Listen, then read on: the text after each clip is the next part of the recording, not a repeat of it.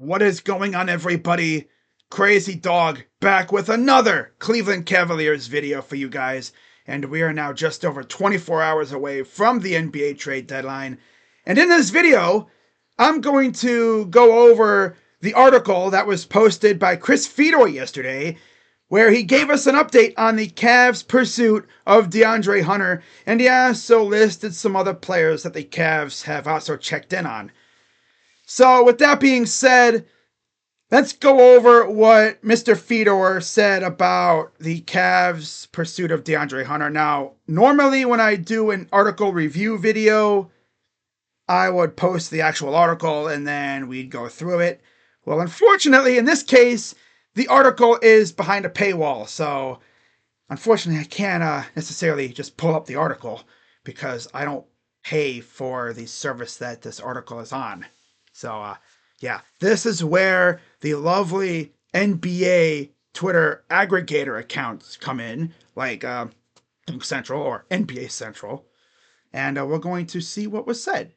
So, as always, shout out to @TheDunkCentral on Twitter or NBA Central, who posted this little piece from Chris Fedor's article. And this is what it says. And I quote, "The Cleveland Cavaliers and Atlanta Hawks have had trade talks centered around DeAndre Hunter and Caris LeVert, per @Chris Fedor. You know things are serious when the players mentioned in trade talks are featured in the article. Like, it sounds like it could be DeAndre Hunter for Caris LeVert and probably other pieces as well. Now, would we get something more besides DeAndre Hunter from the Hawks? Maybe. I mean, I would love Larry Nance. Oh yeah, that'd be awesome to bring in Larry Nance again. Or how about Bogdan? Or Clint Capella? Nah. If we get anything else besides Hunter, I would love Larry Nance Jr. or Bogdan. That's really it. Right? Now, to add to that, this is what Chris Fedor said in the article, and I quote, "Multiple sources tell Cleveland.com that the Cavaliers have expressed interest in Hawks' sixth man, DeAndre Hunter. Those talks with Atlanta, sources say, are centered on free agent to be Caris LeVert, a fixture of Cleveland's every night rotation and a Kenny Atkinson favorite, going back to their days together with the Brooklyn Nets." I know it would probably hurt Kenny Atkinson to get rid of a guy like Caris, but after last night, I mean, Caris was a practical no-show. We cannot have that in the playoffs. Let me tell you that, huh? Yeah. Now, to add to that, I also found this little piece from Chris Fedor's article that says, and I quote, "Sources say the Cavs have done extensive homework on Hunter, even discussing his potential fit on and off the court with trusted sources in Atlanta and elsewhere. They have the assets. They have enough expendable salary to match. They have the incentive to orchestrate a deal, especially with their struggles against opponents with long, talented, and athletic wings, Oklahoma City, Houston, Boston, and Atlanta, among others. And look at our record against those teams. We need to do something. Of the teams mentioned, we've only beaten four of them. Yeah, we beat OKC, split with them, got swept by Houston. We've lost 2 of 3 to Boston so far. And we just came off BTA against Atlanta, where we whooped their butts straight up. So yeah, DeAndre Hunter saw what we could do firsthand, and we low-key saw what he could do firsthand. I mean, that dude has killed us so many times. So it'd be fun to bring him here and have him do that to other teams for us, right? Because that would be fun. But yeah, we'll see what happens with that whole situation. I don't know if it'll happen today. I mean, I would love to finish filming this video and then I go check my phone and I see Cavaliers are close to acquiring DeAndre Hunter from the Hawks. Make this video just utterly useless. I'd still post it because it'd be hilarious, right? I post this video and then the trade happens. Oh my God, that'd be freaking hilarious. Now, with that being said, let's go over some other players that Chris Fedor mentioned that the Cavs have actually checked in on. The first player, surprise, surprise, is Cam Johnson. Yeah, they checked on him. They checked in on him a while ago. But I haven't really heard much about him since. And I'm pretty sure it's his injury that might have led the Cavs to switch to DeAndre Hunter. Which low-key could be a blessing in disguise, because, man, I would take DeAndre Hunter. For sure. For real. The next guy, Jerami Grant. You know, again, kind of hefty contract. I don't know what it would take to get him. Probably take a lot. I don't know if I'd really want Jerami Grant, but I know the Cavs have been interested in the past. See them maybe trying, but I don't know if they'd do it. Next, Javonte Green. Now, this guy is intriguing. He would be a fantastic bench piece for our squad, right? Especially if we pull off the Hunter trade and then we want to fill in the spots opened by the trade. We go out and maybe get like Javonte Green for something, maybe like a second round pick or two, whatever. You know, utilize those second round picks, right? But yeah, Javonte Green wouldn't be bad. Cody Martin, remember back before the season started, when the Cavs were still trying to get the Isaac Okoro situation fixed, they actually discussed a sign and trade with Charlotte that involved Cody Martin.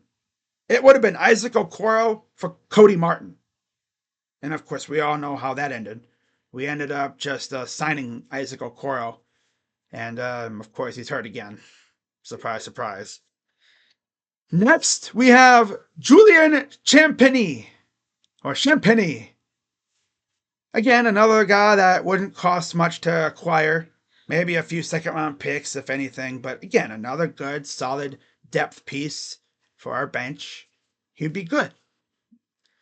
Then you have one of my favorite targets, Chris Boucher. Do I need to say anything else? You guys know my interest in him. I would love to have Boucher on the Cavs backing up our big men for sure. I mean, look what he did against us, right? This dude just randomly goes off. I mean, I would love it. Now for the two least likely trade targets. Obi Toppin from the Pacers and Royce O'Neal from the Suns. Oh, crazy dog, why are those two the least likely? Well, the Pacers are actually pretty good, and I don't think they'd be willing to trade a guy like Obi Toppin to a conference/division rival, who they might have to see in the playoffs. And then Obi Toppin, do I need to say anything? Look at the team he's on. He's on the freaking Suns. Do a little research and you know, oh, the Suns are owned by Matt Ishbia, who just so happens to be essentially the arch rival of Dan Gilbert. I mean, Matt Ishbia is the Green Goblin to Dan Gilbert's Spider-Man. They hate each other. For a trade to happen between these two, James Jones or whoever the GM for the Suns is would have to slip away into the bathroom or something, pull off this trade, and just hope that Matt Ishbia never finds out. Right? Or trade Royce to one team and then have that team trade Royce to the Cavs. There's no way in hell the Cavs and Suns would do a trade as long as Dan Gilbert and Matt Ishbia are owners. That's how bad their beef is. They hate each other. Generational hatred. To the point where, if the Ishbias buy the Twins, which it sounds like they will, I would not put it past Dan Gilbert to barge into Paul Dolan's office and say, yo, I want in on the ownership group with Mr. Blitzer. I'll pay every contract you need. I'll supply the money. I wouldn't put it past him to do that. Yeah, those are the names that were mentioned. Now, of the guys I just talked about, who is the most likely one we would go after? Got to think about what we would have to give up. I would say Javonte Green, Boucher, or Champagnie. Those are the three most likely names that I think the Cavs would go after. I mean, could they go after Hunter and then one of these guys? Yeah. But I don't know what else they're going to do. But Yeah, this should be a very interesting final 24 plus hours before the deadline. And we'll see if the Cavs pull anything off. I'm sure they will. I mean, even if they make like a small trade to get under the tax, I mean, they're probably going to do something. And if they don't, they're probably going to be hella active on the buyout market. That's for sure.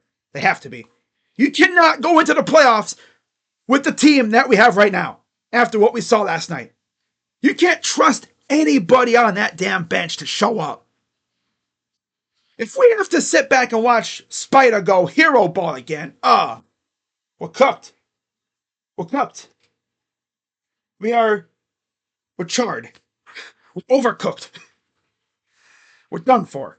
So we'll see what Kobe Altman can pull off.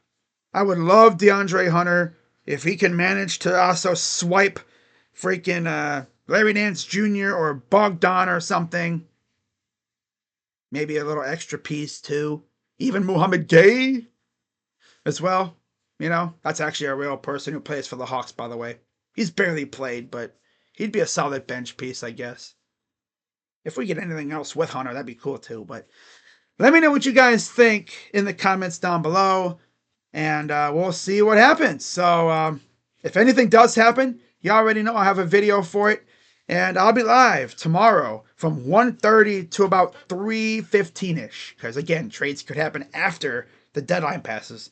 So we'll see if anything happens. If anything does happen, I'll be live for it or I'll make a video. I'll also be live tonight for Cavs Pistons. Final game before the deadline. We'll see if Caris LeVert plays.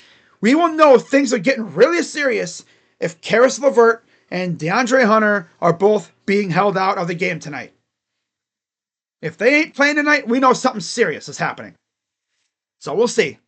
Because the last thing you want to have happen is you have a trade that's close and the players that you want to put in the trade get hurt. Because that just ruins everything. So we'll see what happens. But with that being said, I'm Crazy Dog. Let's go Cavs. Let's get it done, Kobe. Bring DeAndre Hunter to Cleveland. Yeah. I'll see you guys tonight. With that being said, go Cavs. I'm Crazy Dog. And I'm out. Bye-bye. For now.